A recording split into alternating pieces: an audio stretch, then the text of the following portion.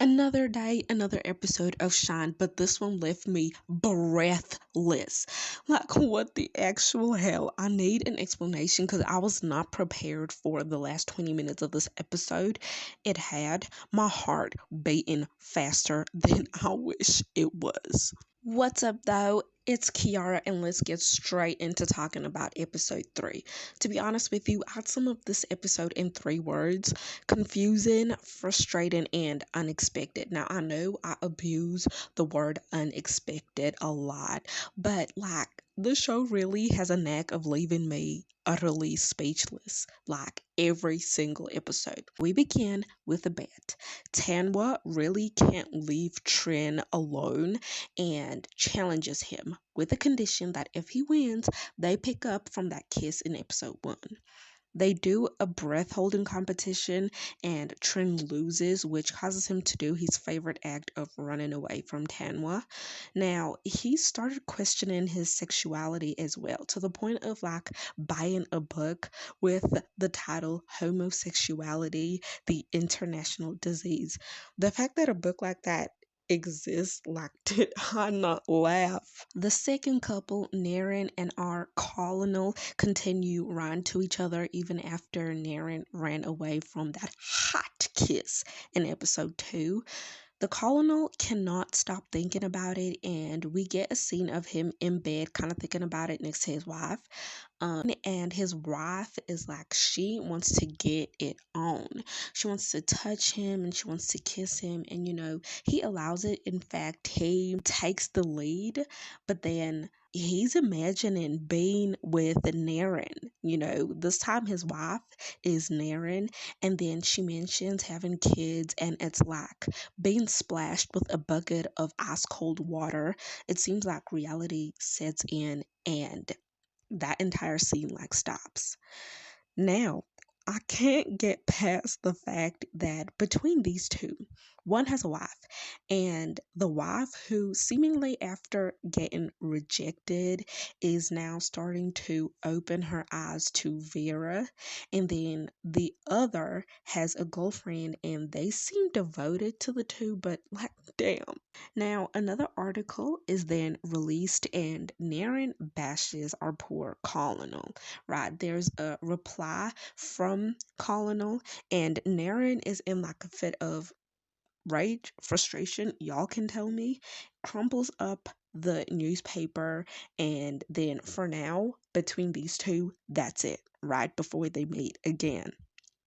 There's just something that I again need to highlight, and it's the fact that it seems Trin's entire family, when it comes to the men, are blessed with big booties. Again, look, last time it was Trin, this time it's the colonel. I can't believe it. So it's a family trait. At school, Professor Trin is collecting data for a paper he wants to write, and we find out that Tanwa has been a student at the university that Trin works at for 10 years up until this point. Guys, Tanwa makes me scratch my head in wonder and confusion. He seems so messed up, at the same time sane, at the same time odd, and he's popular at school too. In the same setting, Naran is introduced to Victor's friend group, and they have a meeting at Victor's house where a book, Victor's dad, who we now know his name is Ivan, and he's an illegal immigrant, that I guess the book exposes the wrongs of the government system. I may have understood that wrong. Correct me in the comments if I did understand it incorrectly, but Ivan is convinced to publish the book, and that it's what is needed to open people's eyes to just how bad the rich and the current system is. We move on, and Trin runs into Victor and reveals how he grew up in a farm, and his intentions are to help and stand with the people instead of like oppressing them. They debate back and forth and eventually reach an agreement. So now, even people can say that Victor and Trin are kind of getting closer. They end up meeting up with Tanwa, who urges Trin to watch his performance. And for this episode, that's where this story ends, with Tanwa performing, him and Trin making loving googly eyes at each other, and then Victor watching the whole thing and picking up. There's a vibe between these two. This is the last scene, but I needed to end the video with that steamy as hell scene. Oh my goodness. Like, I expected it, but I didn't expect it. Like, I knew that the colonel would not disappoint us. Like, right now, he is the reason that I'm here and I'm staying. Like the previous episode, Naran and the colonel were sharing cryptic messages with each other until they met face to face at the library again. And then suddenly, Naran is being pulled into an empty room. There's one kiss.